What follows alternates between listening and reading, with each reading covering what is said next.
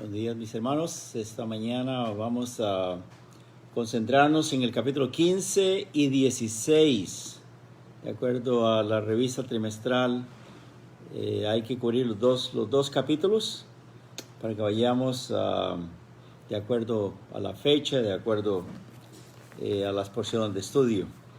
Capítulo 15 de Apocalipsis, del verso 1 al 8, dice... Antes de comenzar, el título de esta lección es Las 7 plagas postreras. Las 7 plagas postreras. Y el versículo de memorizar es Apocalipsis 15, 1, que dice: Vi en el cielo otra señal grande y admirable, 7 ángeles que tenían las 7 plagas postreras, porque en ella se consumaba la ira de Dios. Apocalipsis 15:1.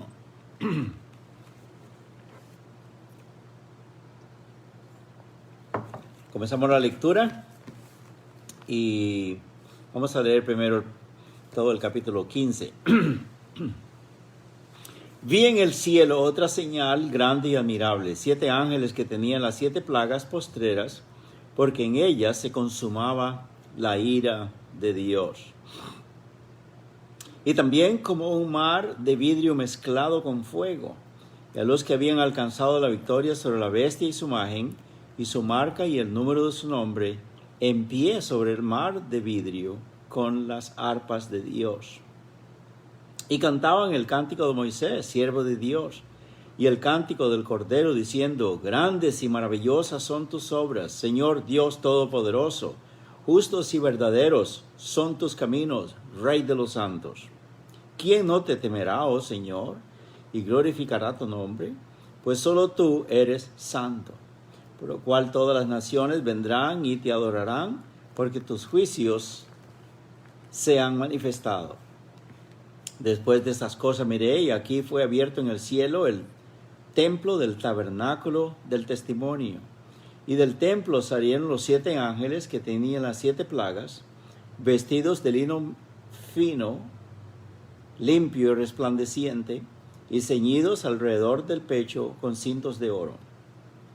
Y uno de los 4 seres vivientes dio a los 7 ángeles 7 copas de oro llenas de la ira de Dios, que vive por los siglos de los siglos. Y el templo se llenó de humo por la gloria de Dios y por su poder. Y nadie podría entrar en el templo hasta que se hubiesen cumplido las 7 plagas de los 7 ángeles. Vamos a parar ahí la lectura. De acuerdo a lo que dice aquí la revista trimestral, dice el motivo de la ira de Dios.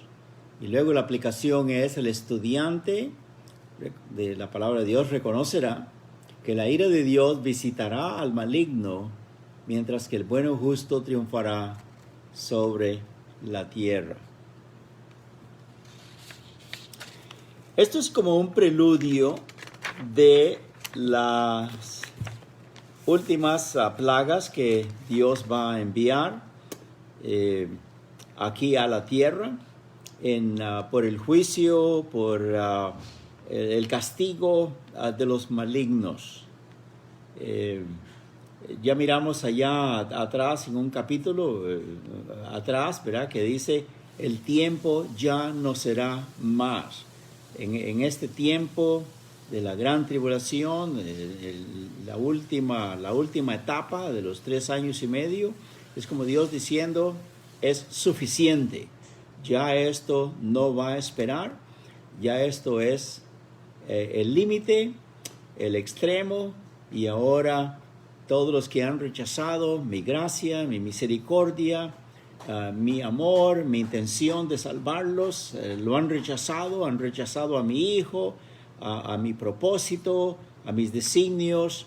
Pues eso es lo que ustedes quieren, pues aquí está: paguen por sus pecados. Esto ha sido profetizado, hermanos, desde la antigüedad. Los profetas del Antiguo Testamento nos dicen de eso, que iba a llegar este tiempo, ya cuando Dios ya no tendría más tolerancia sobre el pecado, sobre la maldad de los hombres. Por ejemplo, en el libro de Amós, capítulo 4, hay un texto, ¿verdad?, que dice, Amós, Abdías, Jonás, vamos a verlo antes de los Salmos. Amós, Abdías,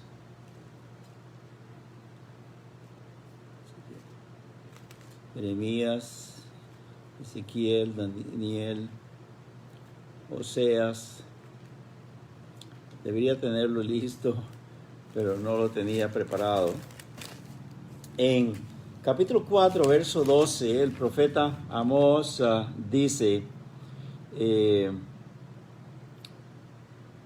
por tanto, de esta manera te haré a ti, oh Israel, y porque te he de hacer esto, prepárate para venir al encuentro de tu Dios, oh Israel.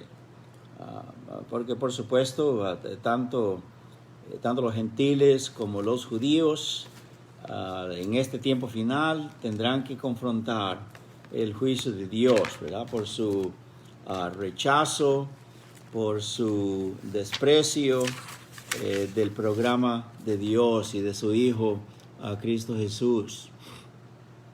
En el capítulo 21 de Job, también en el verso 30, mira lo que dice.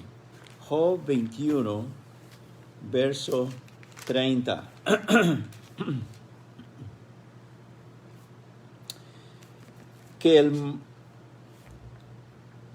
Verso 29, ¿no habéis preguntado a los que pasan por los caminos y no habéis conocido su respuesta? Que el malo es preservado en el día de la destrucción, guardado será para el día de la ira. Guardado será para el día de la ira, que a través de las edades los hombres han tenido la libertad de rebelarse contra Dios, de alzar sus puños arriba y hasta desafiar a Dios y maldecir a Dios y todo lo demás. No se han doblegado delante del Señor. Tantos hombres y tantas mujeres han actuado como que si son su propio Dios. Esa actitud narcisista que han tenido sin reconocer a su Creador. Bueno, va a llegar el momento. Dios ha tolerado todas esas cosas a través de las edades. Envió a su Hijo Jesucristo para que todos aquellos que tengamos esa actitud, nos arrepintamos, reconozcamos que Él es verdaderamente el Creador, el que nos da la vida, el que nos la sustenta, el que nos ama, el que nos creó a imagen y semejanza de Él, que somos eternos, que somos pecadores, y Dios ha sido tan bondadoso, tan longánime, tan lleno de misericordia, que Él mismo se ha hecho, ¿qué podemos decir? Se ha hecho el culpable, siendo nosotros los culpables, siendo Él el inocente, siendo Él el santo, el puro. Él absorbió el castigo, Él absorbió la culpabilidad, Él absorbió la condenación en su Hijo Cristo Jesús. Él fue maldito para quitar nuestra maldición de nosotros. Hermano, eso es maravilloso. Y a través de los siglos, ya como 7,000 años o algo así, desde que Adán y Eva fueron creados, Dios ha hecho esto, y aún así muchas personas se dan el lujo de ser tan arrogantes, tan inicuos, que desprecian este amor de Dios. Y por eso en nuestro capítulo que acabamos de leer y en los de atrás, Dios dice: suficiente es suficiente, ya no hay más tiempo. Y estas copas, estas 7 copas que vamos a darles una repasadita ahorita en el capítulo 16, son las copas de las plagas que estos ángeles vienen para derramar sobre la tierra. Y es algo que será horrible. Más adelante vamos a mirar en el capítulo también al final que inclusive habrá un terremoto como que nunca en este mundo lo ha habido. Y Dios hace todas estas cosas, permite todas estas cosas para que en medio del juicio, en medio del castigo, en medio de algo tan impresionante como para que la gente reconozca y diga: esto tiene que ser de Dios, esto nunca se ha visto así, en realidad el Cordero está furioso. Pero ¿qué es lo que hacen? Más bien, en vez de tornarse al Señor, en vez de arrepentirse, ellos más bien maldicen a Dios.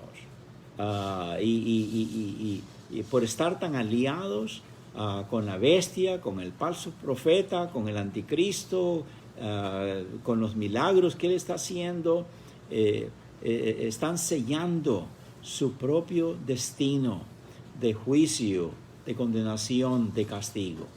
Amigo, amiga, si usted no conoce a Cristo como su Salvador personal, busque al Señor, busque al Señor. Dios le ama. Todas estas cosas son presagios de lo que viene, son vaticinios de nuestro Dios. Pero Él, no importa cuánta maldad, cuánto pecado, cuánta rebeldía contra nuestro Dios, Él está dispuesto a perdonar, a salvar, a justificar todavía. Mire que esto todavía no ha venido, ya está a las puertas, ya está muy cerca, pero aún en ese tiempo Dios está dando la oportunidad de que haya personas que se salven. Y la verdad es, como hemos mirado en algunas porciones de la palabra de Dios, que en este tiempo de la tribulación habrá una conversión masiva de inconversos, gentes que han creído y practicado a través de las generaciones diferentes religiones que no les han salvado, el diablo los ha engañado, pero abren sus ojos y vienen a Cristo como su Salvador personal.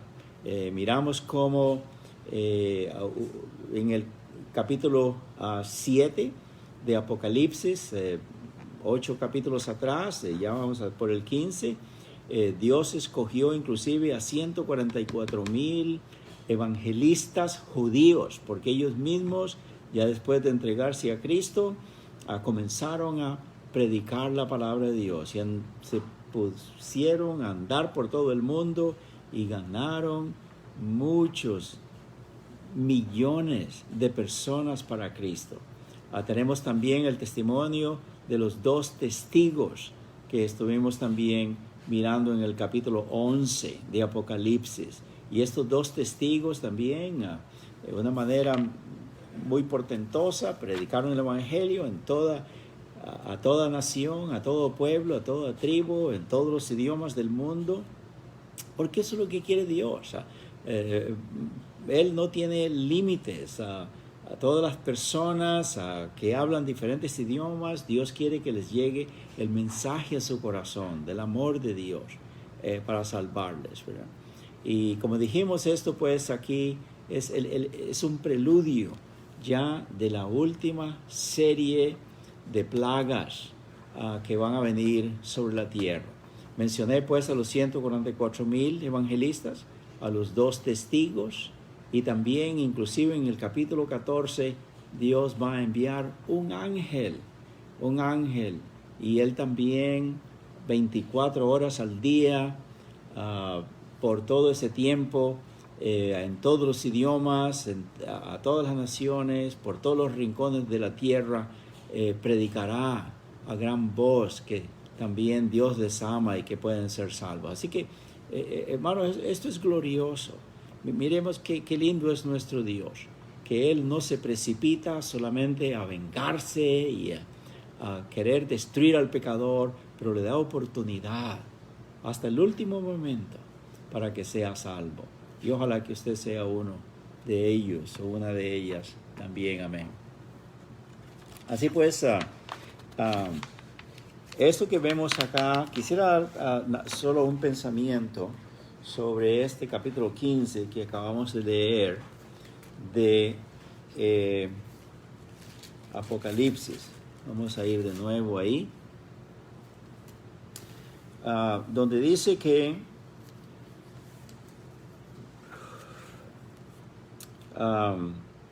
verso 8 dice: el templo se llenó de humo por la gloria de Dios y por su poder, y nadie podía entrar en el templo hasta que se hubiesen cumplido las 7 plagas de los 7 ángeles. También dice acá en el verso 1 que esta gran señal admirable, majestuosa, que captó toda la atención de Juan, que está mirando estas cosas al ver a 7 ángeles que tenían las 7 plagas postreras, porque con ellas se consumaba la ira de Dios. Esto quiere decir, con ello, todo lo demás que ha ocurrido antes, las trompetas, los sellos, los rayos también, que todavía la palabra de Dios nos dijo qué significaban todos estos 7 rayos, pero todo esto indicando que es el juicio de Dios sobre la humanidad caída sin Cristo. Y dicen también que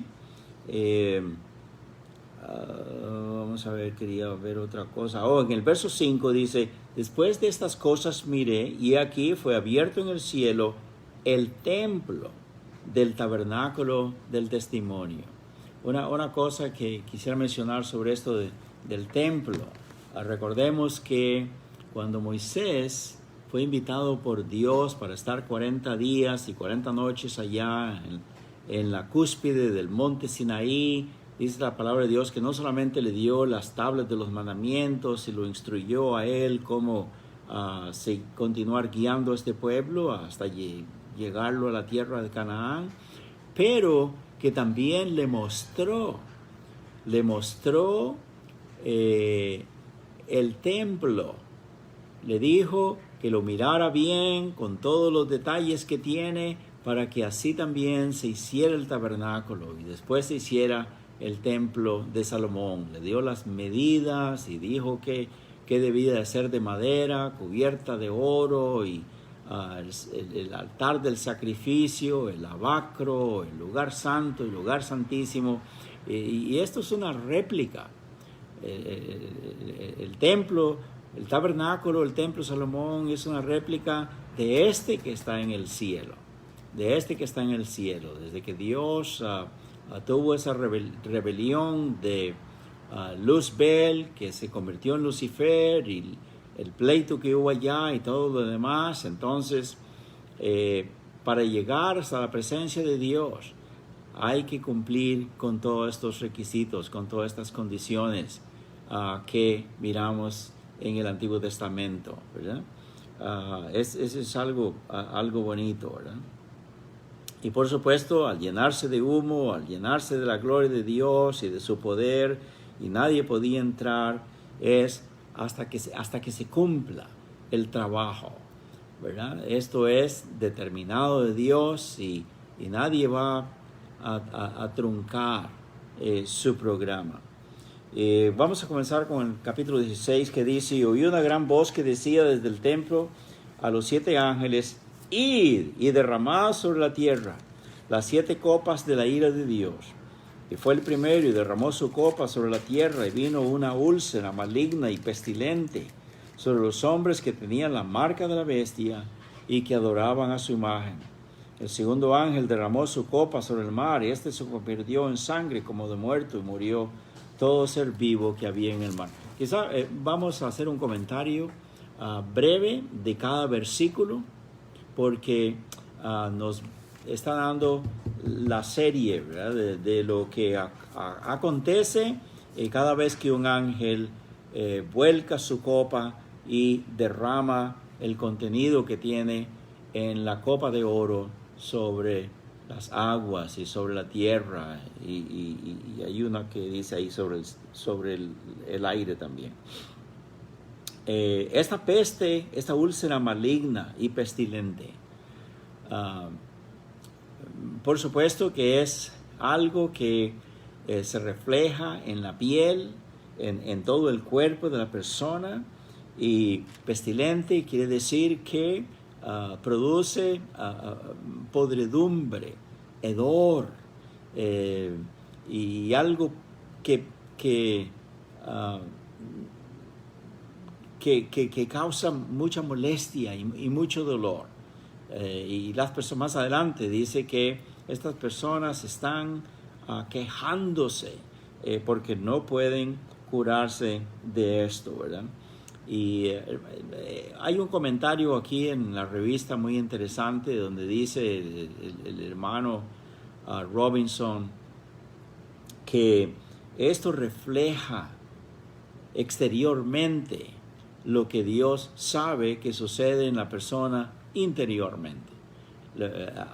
Esa maldad, esa pecaminosidad, esa suciedad que tiene en su corazón, que es algo repugnante para Dios, es lo que le sale por los poros también. Es como lo que está pasando por dentro. Dios está diciendo aquí, mira, siéntalo, y que todos los demás vean y huelan qué feo que eres tú con eso. Mi hermano, ese es el pecado que arruina a las personas. La palabra de Dios dice en Jeremías 17, 10, dice, engañoso es el corazón, más que todas las cosas y perverso, ¿quién lo conocerá? Yo Jehová, dice el Señor, que conozco la mente y el corazón. Y por supuesto el pecado es el que hace también a las personas rebelarse contra Dios y aún no importarle su propio destino de terminar en el infierno. Qué horrible que es. Y esta copa pues hace que en las personas se revelen quiénes son ellos, ¿verdad? Y si usted está en una condición así, recuerde que por eso Cristo Jesús le amó tanto, vino del cielo para derramar su sangre, sangre divina, para que usted, con esa sangre de Dios, sea limpiado de todo su pecado y de toda su maldad y sea salvo. Amén. El segundo, verso 3 dice, el segundo ángel derramó su copa sobre el mar y ésta se convirtió en sangre como de muerto y murió todo ser vivo que había en el mar. Somos testigos de cómo barcos a veces que han derramado aceite en ciertas partes del océano, se extiende a millas de distancia y mata las aves, las gaviotas, los pelícanos, los peces. Es una cosa horrible. Y esto de que más bien sea sangre y no por una porción, dice acá, y derramó su copa sobre el mar y se convirtió en sangre como de muerto. Sangre como de muerto. Fíjese que es una sangre que no es ni siquiera fresca, líquida, que todavía no huele, pero de muerto es que ya está, por supuesto, podrida, hedionda, y esa va a ser la condición del mar. Y dice que murió todo ser vivo que había en el mar. Ya nosotros sabemos cómo el mercado de comida marítima es traída del mar ¿Se imagina usted la ruina que esto va a traer a las tierras? Quiere decir que la alimentación de muchos países, de muchas personas, que es su industria, es su trabajo, lo que produce la ganancia para ellos y para nosotros la comida, al ser privados de estas cosas. Por eso el Señor Jesucristo dijo que estos tiempos de la gran tribulación, que será tan horrible, que si no fueran acortados, dice que si no fueran acortados, nadie podría sobrevivir. Pero por causa también de los escogidos, dice la palabra de Dios, que estos días serán acortados, ¿verdad? Mire la misericordia de Dios, cómo inclusive va a hacer que pasen rápido las 24 horas del día, ¿verdad?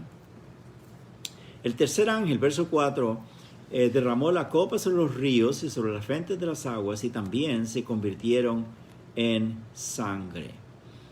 Y oí al ángel de las aguas que decía: justo eres tú, oh Señor, el que eres y que eras el santo, porque has juzgado estas cosas.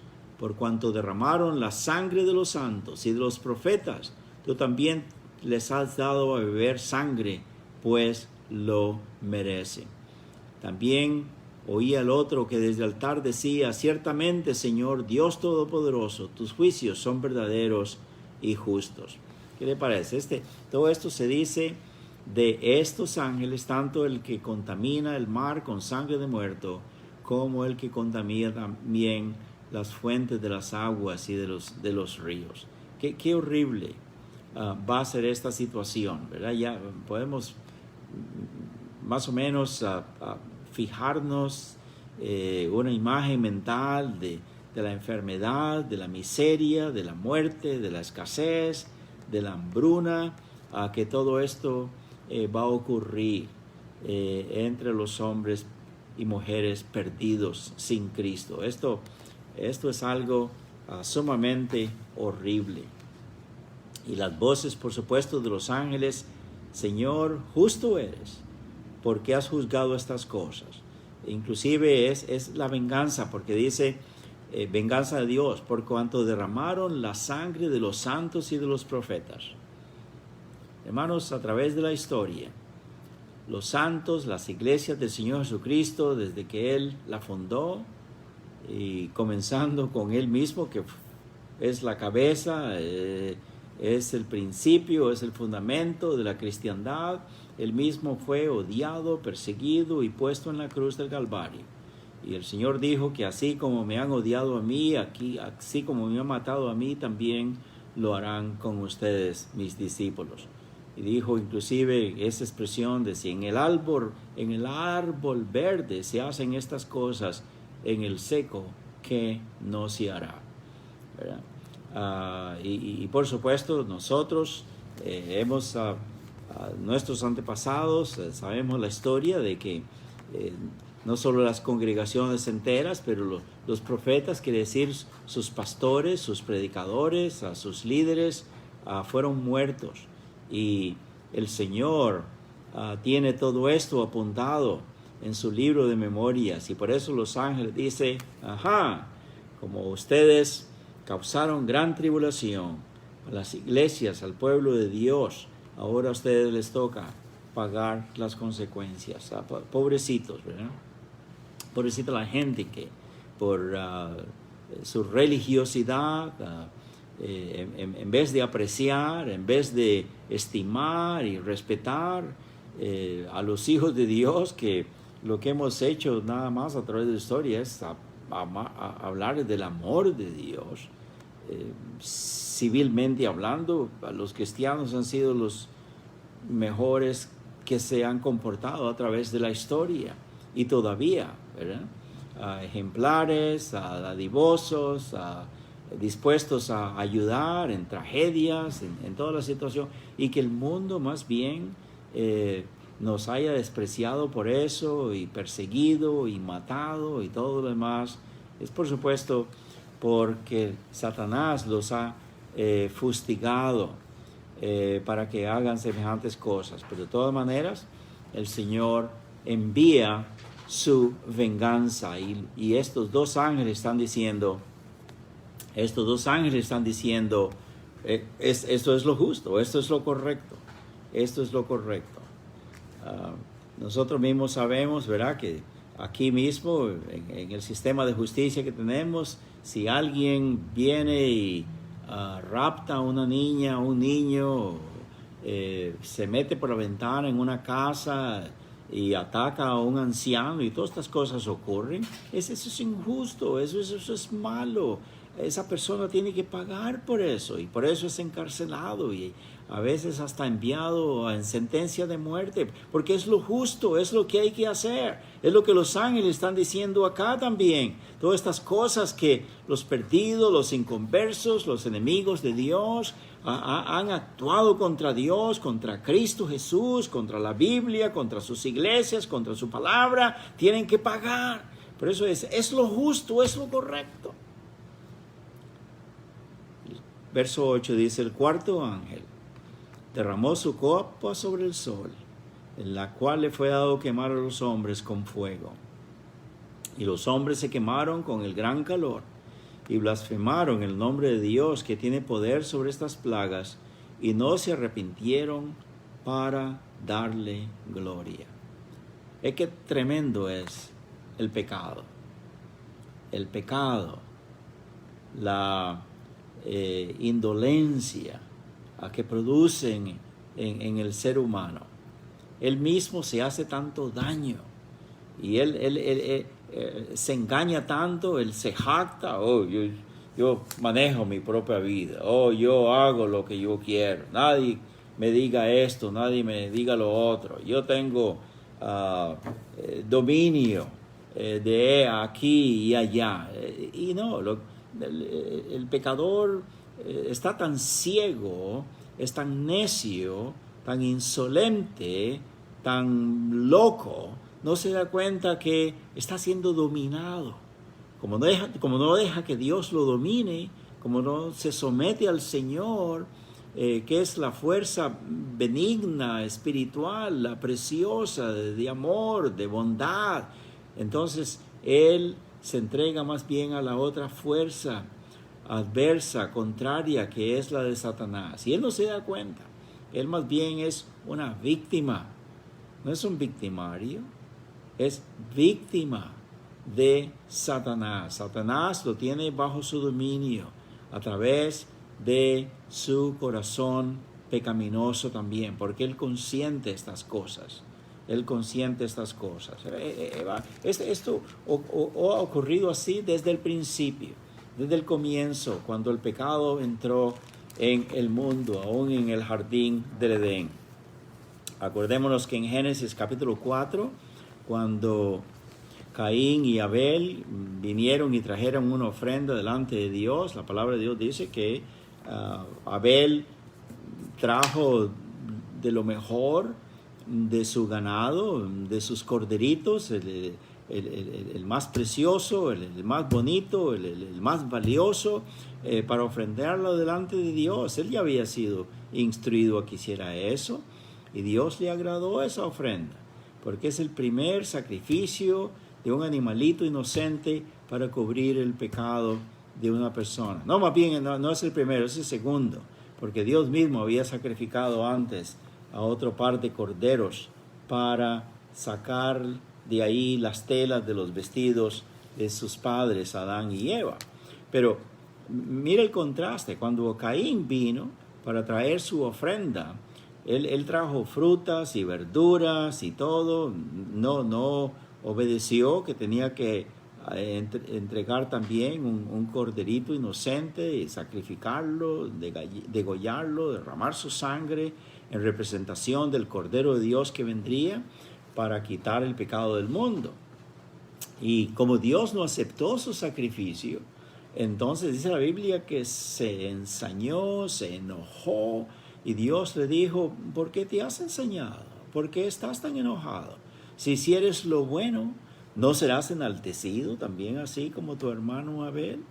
Como diciendo: haz lo bueno, corrige esto, toma un cordero también, y todo estará bien.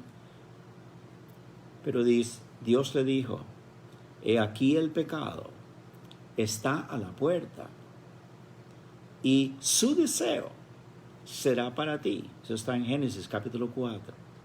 Y su deseo será para ti. Eso, pero tú te enseñorearás de él. Dios le está diciendo las dos cosas. Si tú no gobiernas al mal el pecado por medio del sacrificio, haciendo lo bueno, entonces el pecado, como un oso, como un león furioso, saltará contra ti y te va a destruir. Las dos cosas Dios le dijo. Y así ha sido a través de la historia. El pecado, la maldad, ha destruido a los hombres, a las mujeres, por no someterse al plan de Dios de salvación. Y por eso dice acá que estas personas, no obstante, Dios habiendo movido o mueve el sol hacia la tierra para que esté más cerca, o la tierra hacia el sol, no sé, nuestro Dios es el creador, la Biblia no nos da esos detalles, ¿verdad? Y Él hace con su creación como Él quiere.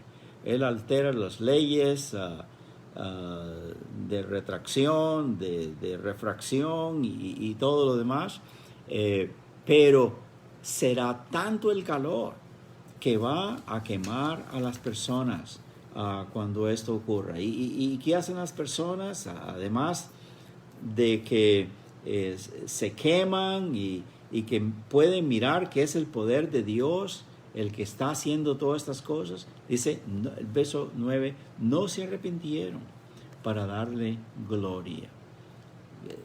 Y eso es lo que Dios dijo allá a Caín.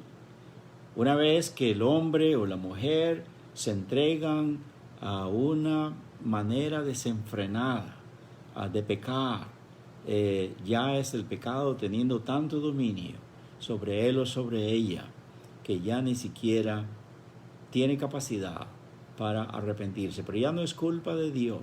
Dios ya ha hecho en su misericordia, en su bondad, todo lo que era necesario para que estos individuos no llegaran a ese punto, pero llegaron a un punto en que ya no puede haber un retorno, un regreso. Siguiendo más adelante dice el quinto ángel derramó su copa sobre el trono de la bestia y su reino se cubrió de tinieblas y se mordían de dolor sus lenguas y blasfemaron contra el Dios del cielo por sus dolores y por sus úlceras, y no se arrepintieron de sus obras. El tiempo ya se ha ido, ¿verdad? Y por lo menos un breve comentario acá, como he dicho antes, ojalá hubiera suficiente tiempo para cubrir todo el capítulo, pero por lo menos esto puede servir como una introducción para luego mirar las otras partes que faltan. Pero esto último, mire qué bonito acá, esta información que tenemos. Al decir que este ángel, el ángel número 5, derrama su copa sobre el trono de la bestia, el anticristo, el que está reinando, el que tiene dominio sobre toda la tierra en este momento, y todos los hombres están dándole pleitesía y aliados a él, a Satanás, y tienen sus ojos vendados, no quieren aceptar nada del Señor. Mire, por ejemplo, todos estos estragos que ha causado el mar lleno de sangre como de muerto, los ríos también llenos de sangre, esto que miramos también de las plagas, de las úlceras, de tanto dolor, y ahora en el mismo trono del anticristo, de Satanás, si él tiene tanto poder, ¿cómo es que no puede hacer nada para aliviar la situación, para que los hombres perdidos se den cuenta que han hecho la decisión correcta de unirse a él? Pero mire qué miseria la de ellos. Ellos se dan cuenta que esa imagen, esa bestia, ese anticristo, ese Satanás mismo, no tiene ni siquiera ningún poder para amainar, para aliviar un poco la situación. Pero ellos más bien en esta condición se rebelan contra Dios, y así es como perecen. Más adelante tenemos, por supuesto, otra plaga más, y el cataclismo sin precedentes que va a ocurrir. Va a ser un terremoto, dice la Biblia. En el libro de Zacarías, capítulo 14, dice que será un terremoto, sí, como que nunca antes lo ha habido, que hará un gran valle, que es ampliando el valle de Armagedón. Es como Dios preparando una plaza ahí grandísima por todos estos ejércitos que van a venir para luchar contra Él, para luchar más contra los hijos de Dios que están con Él y destruir Jerusalén. Y es cuando el Señor va a encargarse de su destrucción final. El Señor me bendiga, mis hermanos. Ojalá que este mensaje, si alguien no conoce a Cristo como Salvador personal, Dios lo use, que toque su corazón, que no le deje en paz, sin descansar, preocupado, angustiado, para que esto le incite a buscar más la verdad, a buscar la luz, a buscar a Cristo, para que sea salvo antes de que sea tarde. El Señor me lo bendiga a todos. Hasta pronto.